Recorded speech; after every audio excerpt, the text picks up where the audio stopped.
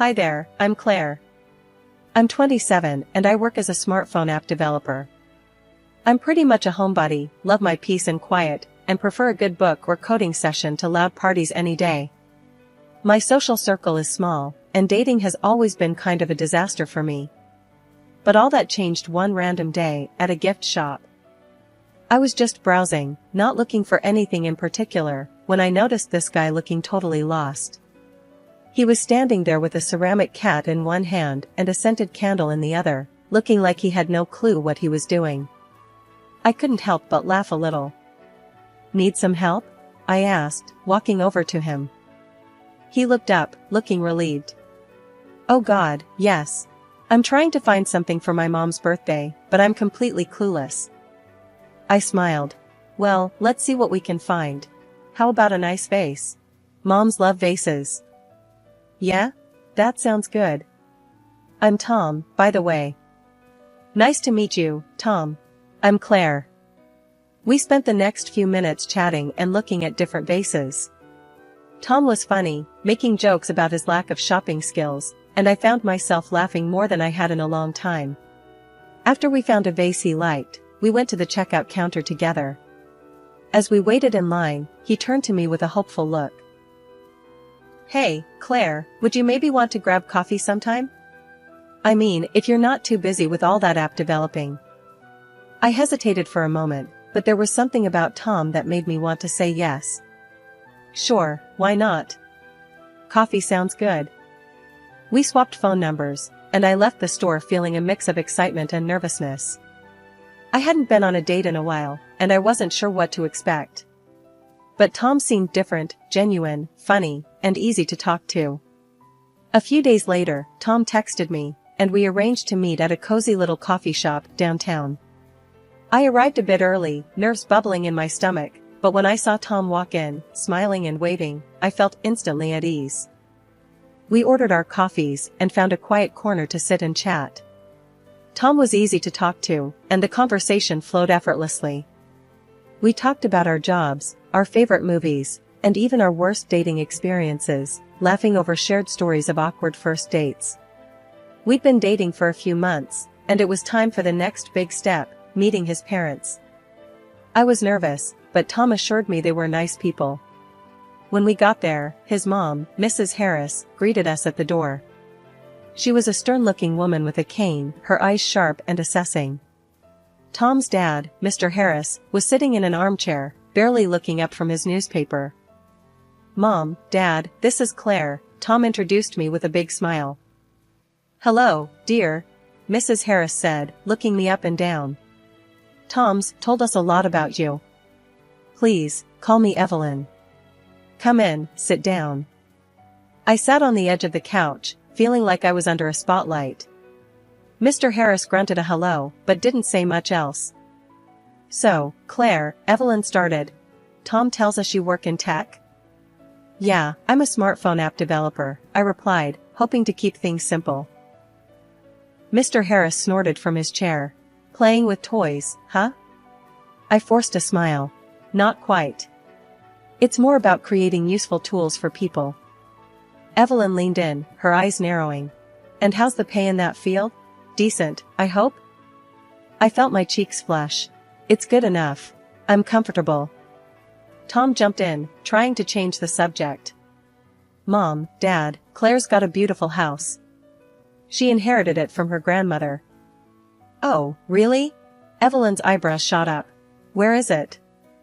"It's not far from here. It's a cozy place, just the right size for me." Just then, Mr. Harris folded his newspaper and stood up. "I'm going to check the garden," he muttered, leaving the room. We walked outside, and I felt some of the tension ease away. Tom's parents were definitely a bit intense, but I could handle it. As we strolled through the garden, Tom looked at me with concern. "Sorry about my mom," he said quietly. "She can be a bit much." "It's okay, Tom. I can handle it," I replied, squeezing his hand. "She just wants the best for you." We spent a bit more time in the garden before heading back inside. Evelyn was waiting, her eyes still sharp but less intense. "Did you enjoy the garden, Claire?" she asked. "Yes, it's beautiful. You have a lovely home. Thank you, dear. We're very proud of it. We chatted a bit more, and I started to feel a bit more relaxed. It wasn't the easiest conversation, but it was a start. As we got ready to leave, Evelyn gave me a quick hug. Thank you for coming, Claire. It was nice to meet you. A few months after meeting Tom's parents, we decided to get married. We both agreed on a simple ceremony, nothing flashy. I never liked big weddings, and Tom was on board with that. His parents weren't too thrilled, but they went along with it. The wedding day was pretty low-key. We had it at a small park, just a handful of friends and family. I wore a simple dress, and Tom looked good in his suit. After the ceremony, we had a small reception at a nearby cafe. It was simple, just good food and close friends. Tom's parents were there, of course. Evelyn, his mom, looked around with a critical eye, but seemed more relaxed than usual. Congratulations, dear, Evelyn said, giving me a quick hug. The ceremony was nice. Thanks, Mrs. Harris. I'm glad you came, I replied, trying to keep things friendly. We mingled with our guests, keeping the atmosphere laid back. Our friends were cracking jokes and making toasts, and it was nice to see everyone enjoying themselves. We didn't have a traditional wedding cake, just a bunch of cupcakes for everyone. I picked out a chocolate one and took a bite. These are good, I said, offering Tom a bite. Yeah, they are, he agreed, getting frosting on his nose. As the night went on, I felt more relaxed and happy. It wasn't a grand event, but it was exactly what I wanted, a simple celebration with the people who mattered most. At the end of the night, Tom and I said our goodbyes and headed to my house, which was now our home. The house was perfect for us, with ramps and low steps, designed for my late grandmother's comfort. As we walked in, Tom's mom, Evelyn, looked around with a gleam in her eye. This house is very convenient, Claire. Perfect for someone like me, she said, giving me a meaningful look. Yeah, it's been great, I replied, feeling a bit uneasy. Evelyn kept looking around, clearly impressed. This place is really something. Your grandmother must have been quite thoughtful. As the evening wound down, I couldn't shake the feeling that Evelyn had plans of her own. But for now, I focused on starting my new life with Tom, hoping for the best. So, things had been pretty smooth after the wedding. Tom and I were settling into our routine when everything took a sharp turn.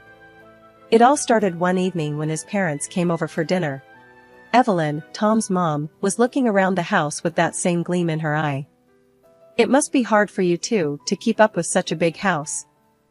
I shrugged, not sure where this was going. We manage. It's not too bad. Later, as we sat down to dinner, Evelyn dropped the bombshell. Claire, Tom, I've been thinking. My house is just too difficult for me to navigate. I think it would be best if I moved in here. I almost choked on my food. Move in here? With us? Yes, she said, as if it was the most obvious thing in the world. It's just so much easier for me here. I looked at Tom, expecting him to say something, but he just nodded. Mom has a point, Claire. It would be easier for her. I couldn't believe it. Tom, we didn't even discuss this. We're discussing it now, Evelyn said, her tone firm. It's really the best solution. I took a deep breath, trying to stay calm. We need to think about this. It's a big decision. The next day, I came home from work to find movers unloading Evelyn and Mr. Harris's stuff into my house. I was furious. What's going on here? Tom met me at the door, looking sheepish. Mom and Dad are moving in. Claire, it's just for a while. They need a place that's easier for them. Evelyn walked in, acting like she owned the place. Claire, we need to move some furniture around to make it easier for me to get around. I was still trying to process what was happening. What do you mean, move things around? The bedroom on the ground floor, for starters. It's the best room for us. That's our bedroom, Evelyn, I snapped, my patience wearing thin. Well, you'll have to move upstairs. I need the ground floor room. I looked at Tom, hoping he'd back me up. We're family, Claire. Families help each other out, he said, like it was the simplest thing. I had no choice but to go along with it. The movers finished up, and before I knew it, Evelyn and Mr. Harris were settled into our bedroom, and Tom and I were crammed into the smaller upstairs room. Over the next few days, Evelyn made herself right at home. She didn't lift a finger around the house, always saying her leg was too sore to help. I was left to cook, clean, and take care of everything while Tom acted like nothing was wrong. One evening, after a particularly long day, I sat down with Tom. Tom, this isn't working. We need to set some boundaries. Evelyn, who had been eavesdropping, walked in. Claire, if you have something to say it to my face. I stood up, my anger boiling over. Fine. You're taking over my house, Evelyn. You need to help out more around here. Evelyn's face hardened. I'm a guest here, Claire. I shouldn't have to lift a finger. I stormed upstairs, feeling trapped and frustrated. My house didn't feel like my home anymore, and I didn't know how to fix it. The invasion had begun, and I was stuck in the middle, trying to hold on to the life I had built. After Evelyn and Mr. Harris moved in, my life turned upside down. I was used to my space and routine, but now everything revolved around them. I was even forced to switch to working from home for a whole month, to establish a normal life. Every morning, I'd wake up early to make breakfast. Evelyn always had a list of specific things she wanted. Claire, I need my tea a certain way. Make sure it's not too hot, and don't forget the lemon, she'd say, her voice carrying from the kitchen. After breakfast, I'd clean up the kitchen while Evelyn watched her morning shows. Claire, can you turn up the volume? My hearing isn't what it used to be, she'd call out. Once the kitchen was clean, I'd try to get some work done. I'd set up my laptop in the small upstairs room Tom and I now shared. But it was hard to focus with the TV blasting downstairs and Evelyn calling for me every few minutes. I'd run up and down the stairs all day, trying to keep everyone happy. It was exhausting. I felt like I was losing my mind, trying to juggle my job and their constant demands. One afternoon, I finally snapped.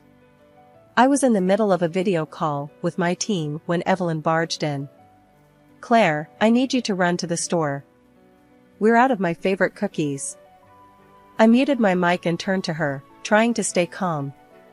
Evelyn, I'm in the middle of a work call. Can it wait? No, it can't. I need those cookies, she insisted, crossing her arms. I took a deep breath, feeling my patience wear thin. You'll have to wait. I can't just drop everything.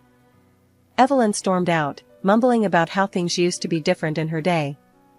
I unmuted my mic, forcing a smile for my team. Sorry about that, everyone. Let's get back to it. After the call, I went downstairs, hoping for a moment of peace. But Evelyn was waiting for me, a scowl on her face. You're not being very accommodating. We're guests in your home, and you need to treat us with more respect. I was about to argue back when Tom walked in, looking tired. What's going on here? Your wife is being difficult, Evelyn said, turning to him. Claire, you need to be more patient. Mom's not asking for much, he said, clearly siding with her. Not asking for much? She's driving me crazy, Tom. I snapped, feeling the tears well up. Evelyn gasped, putting a hand to her chest. How dare you speak to me like that in my son's house? I couldn't believe what I was hearing. Your son's house? This is my house, Evelyn. Enough, Claire, Tom said, stepping in. We're all family here. Let's just try to get along. I stared at him, feeling completely alone. Fine, whatever, I muttered, turning away. A month later, I returned to my usual office work and finally breathed a sigh of relief. Unfortunately, this did not free me from household chores. I'm really tired. Life at home had become a real mess after my return to the office. Every day was a struggle with Evelyn and Mr. Harris, constantly needing something. Then, one night at dinner, Evelyn dropped a bombshell. Claire, you're not keeping up with the housework, Evelyn said, looking at me over her glasses. I think you should work from home more. Just like before. You'd have more time to manage things here. I stared at her, stunned. Work from home? Evelyn, I love my team and my job. Going to the office is my only break from all this. Tom jumped in, siding with her. Claire, Mom's right. If you're home more, it'll be easier for everyone. I couldn't believe what I was hearing. Easier for everyone? What about me? I need a break from all the noise and demands here. Evelyn crossed her arms, looking stern. Claire, I need care. My leg gives me a lot of trouble, and it's hard for me to do things on my own. I felt cornered, their eyes on me, pushing me to agree. I can't just switch to working from home. I need to talk to my boss. The next day, I called my boss and explained the situation. He was understanding and allowed me to work from home. But as soon as I made the switch, things got worse. Evelyn and Mr. Harris turned into a constant source of interruptions. Claire, I need you to make lunch. And don't forget the special soup I like, Evelyn would call out. Claire, the TV isn't working. Fix it, Mr. Harris would demand, even though it was just a matter of pressing a button. And the TV was always blaring at full volume, making it impossible for me to concentrate on my work. I tried talking to Tom about it one evening. Tom, I can't keep working from home like this. Your parents are driving me crazy with their demands. Claire, they need us. You need to be more understanding, he replied, dismissing my concerns. I'm trying to be understanding, Tom, but I'm burning out here. I need some peace to do my job, I said, my voice shaking. You're overreacting, Claire. Just try harder, he said, not even looking at me. I felt like I was losing my mind. Every day was a new demand, a new interruption. I was mentally and physically drained. The house, which used to be my sanctuary, had become a place of constant stress and noise. One day, after yet another interruption, I couldn't take it anymore. Evelyn had barged in, demanding I fix the TV again while I was on an important call. I snapped, slamming my laptop shut and storming downstairs. Enough. I can't do this anymore. I shouted, my voice echoing through the house. I'm tired, Evelyn. I can't work with all this noise and constant interruptions. I'm not your maid or your personal assistant. Tom came rushing in. Claire, calm down. What's going on? I'm done, Tom. I can't keep sacrificing my job and my sanity for your parents. This has to stop, I said, tears streaming down my face. Tom looked at me, his face serious. Claire, you need to get a grip. We're all trying our best here. I shook my head, feeling a mix of anger and despair. I've reached my breaking point, Tom. Something has to change, or I can't stay here. The room fell silent, my words hanging in the air. I knew things couldn't go on like this, and I needed to find a way to reclaim my life, no matter what it took. So, we were all having dinner, me, Tom, and his parents. I'd had enough of the constant stress, and I decided it was time to speak up. Listen, everyone, I started, putting down my fork. We need to talk. It's getting too hard for all of us to live in this house together. We need to figure out a way to separate. Evelyn, my mother-in-law, jumped in before I could finish. I agree, Claire. This house is very comfortable and suits someone like me perfectly. Since it's so convenient for me, you should be the one to move out. I stared at her, stunned. You're telling me to leave my own house? She nodded, looking very pleased with herself. Yes, dear. It's only logical. This house is perfect for an elderly person like me. I turned to Tom, hoping he'd support me. Tom, are you okay with this? He shrugged, avoiding my eyes. It's fine with me, Claire. Maybe it's best if you find another place. I'll hire a nurse for Mom, so she's taken care of. I couldn't believe what I was hearing. They were pushing me out of my own home. I realized then that Tom and his parents were taking advantage of me and trying to drive me out. I got up from the table, feeling a strange calm wash over me. All right then, I said, smiling. I picked up my phone and dialed the movers. Evelyn and Mr. Harris exchanged pleased looks, thinking I was leaving. Good decision, Claire. It's better this way, Evelyn said, almost smugly. But I had other plans. Yes, I'd like to schedule a move, I said into the phone. Please send a team to pack up my in-laws' belongings and move them out of my house. Evelyn's face went pale. What are you doing? You can't kick us out. Yes, I can, Evelyn. This is my house, I said firmly. Tom jumped up, furious. Claire, if you make my parents leave, I'll go with them. I looked at him, feeling strangely calm. Fine by me, Tom. I'd be glad to see you go. He looked shocked, not expecting that response. You don't mean that. I do, Tom. I'll send you the divorce papers tomorrow. Evelyn started to cry, calling me a cruel girl. How can you do this to us, Claire? We're family. I shook my head. Family doesn't treat each other like this, Evelyn. You pushed me too far. The movers arrived within the hour. Evelyn and Mr. Harris had to pack their things, cursing and complaining the whole time. You're heartless, Claire. Evelyn yelled as she packed her belongings. I'm just standing up for myself, Evelyn. You should have respected my boundaries, I replied, watching her pack.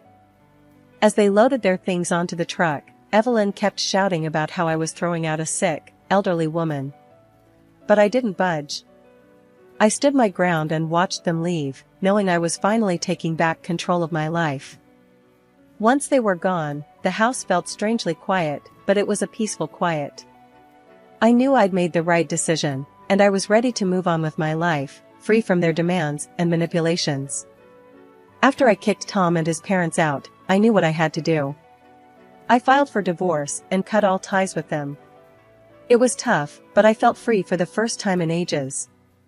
I went back to my job at the smartphone app development company, and I finally started enjoying my work again without all the chaos at home. I heard through the grapevine that Tom was still living with his parents, and they were becoming even more moody and unbearable. It didn't surprise me. They always needed someone to lean on, and now Tom was stuck dealing with it all. One day, out of the blue, Tom called me. I was surprised to see his name on my phone. I hesitated but decided to answer. Hello? Hey, Claire, it's Tom, he said, sounding nervous. Yeah, I know. What do you want, Tom? I asked, keeping my voice steady. I've been thinking a lot about us, and I realize I made a huge mistake. I want to make things right, he said, his voice shaky.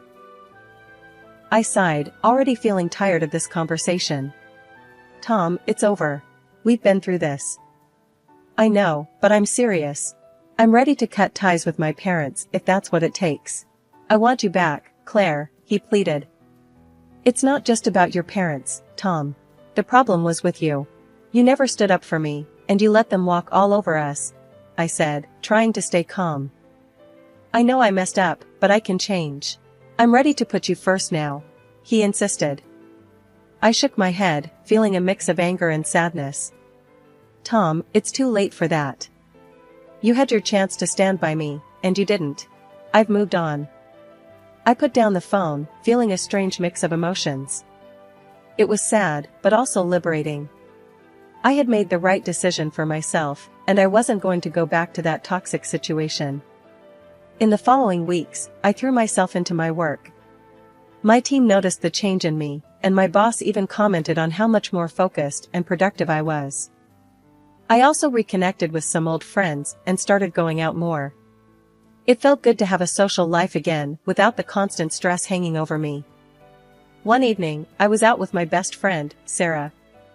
We were having drinks at our favorite bar, catching up on everything. So, how's the single life treating you? Sarah asked, grinning. Honestly, it's great. I feel like I've got my life back. No more drama, no more stress, I said, raising my glass. We laughed and talked about all the things we wanted to do now that I was free. I even started thinking about taking a vacation, something I hadn't done in years.